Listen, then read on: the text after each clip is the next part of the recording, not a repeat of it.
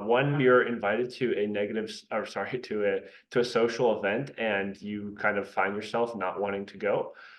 Don't be afraid to turn one down every so often.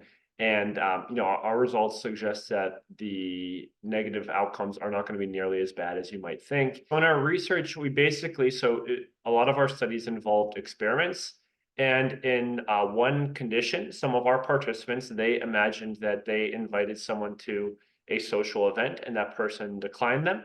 And in the other condition, participants imagined that they were invited to a social event and they declined the invitation.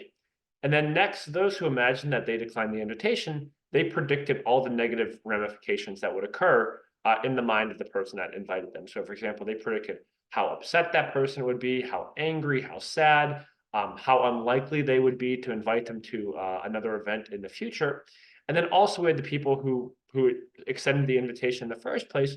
We had them respond to those same questions. So they answered how upset they would be, how sad they would be, et cetera, et cetera.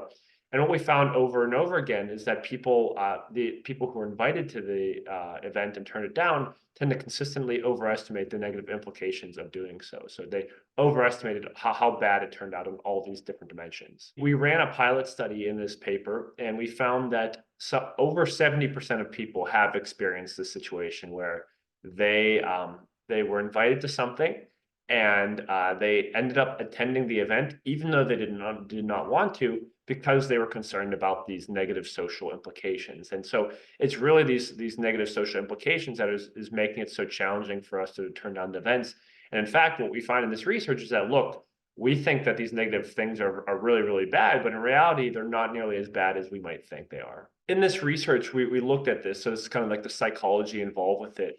And what we found is that whenever someone is declining an invitation, so if someone's invited to an event by someone else and they decline the invitation, what they think the person who invited them is kind of thinking about is just the fact that they declined the invitation. So if I decline an invitation from you, all I think that you're going to be thinking about is kind of the cold hard fact that I declined your invitation.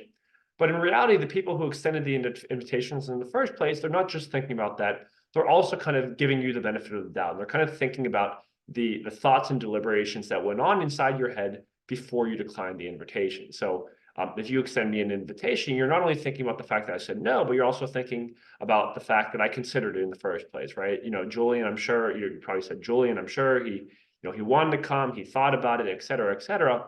And so because there's kind of this mismatch in terms of what inviters and invitees are thinking about, that's ultimately part of the reason as to why this mismatch occurs.